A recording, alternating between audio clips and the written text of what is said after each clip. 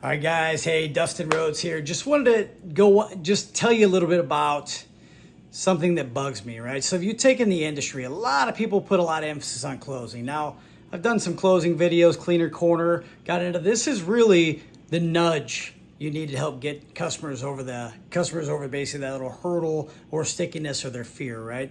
That's really the mince of it, right? We're not there to basically push somebody into a yes. We're there to help them logically make a conclusion to an educated decision, right? So one of the biggest things I want to tell you is that when you're running into closes and you can't see them and you've memorized them and you really feel like you've mastered the close and you spent so much time on tricky one-liners or basically the things that you feel like are going to make all the difference in the world or the tricky quick ones, right? You know, there is no way that you can ever basically start closing people on tricky one-liners at the end of it. Unless you're selling bubble gum or cheap little trinket items, things to that nature where there's not a lot of fear. But when you're talking thousands of, basically tens of thousands to hundreds of thousands of dollars worth of projects, people don't just make an uneducated decision. They want to know that they're feeling the right decision and it's been made, that they've made that decision, they've owned that decision. The difference is the great salespeople compared to the mediocre, right? We talk about coolers, closers, and cleaners. The cleaner makes the customer own their decision, right? The closer convinces them that it is their decision, and the cooler sells based on convincing them that the decision that the cooler's made is the right decision for them. If you're convincing your homeowner, right, and they're not convincing you they need this project, if there's no ownership, it is your problem, not theirs. If there's no ownership, it's your fault why the price is what the price is, right? If you've done a great job presenting to the condition, environment, the needs, good night, right? So the best close is a master presentation. And that master presentation has lots of different locks and keys throughout that, tons of different NLP, linguistics, body reading, basically eye movements, the emotional intelligence they've given up trying to fix it on their own, right? All those variables in there. And if I forget my little commitments throughout the process, we have 14 before you even get to the trust commitment, right? There's 14 mini commitments from the second you start to get in the trust commitment. So we know we're setting the stage so we present to it right. After that stage is set, now we're really becoming the company or the individual or the professional that they need and want to take care of those problems that have to do with those 14 little mini and major commitments before we even get going.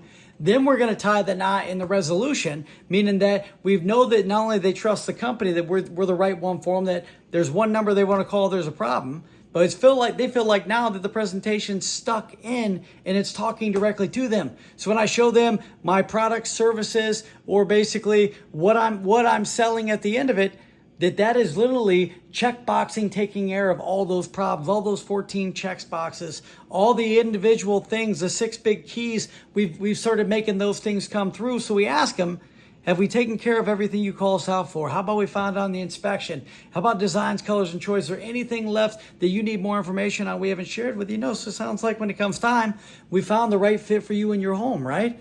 We already know it's got to get installed, if not now, sometime in the future. There's no question about that.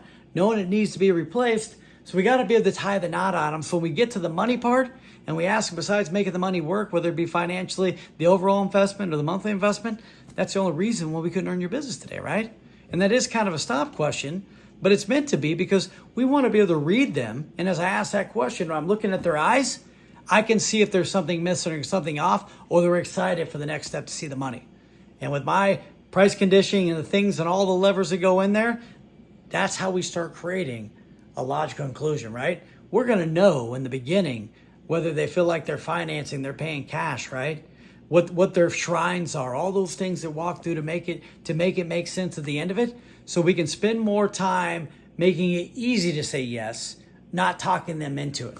If you hate rescissions, you hate basically dealing with customer nightmares, or he said, she said, or that's not what I ordered, or this wasn't what I was expecting. Let's take your business and yourself to where you get the referrals you deserve, right? Your ARCs, my add-ons, my referrals, my Canvas sales, right?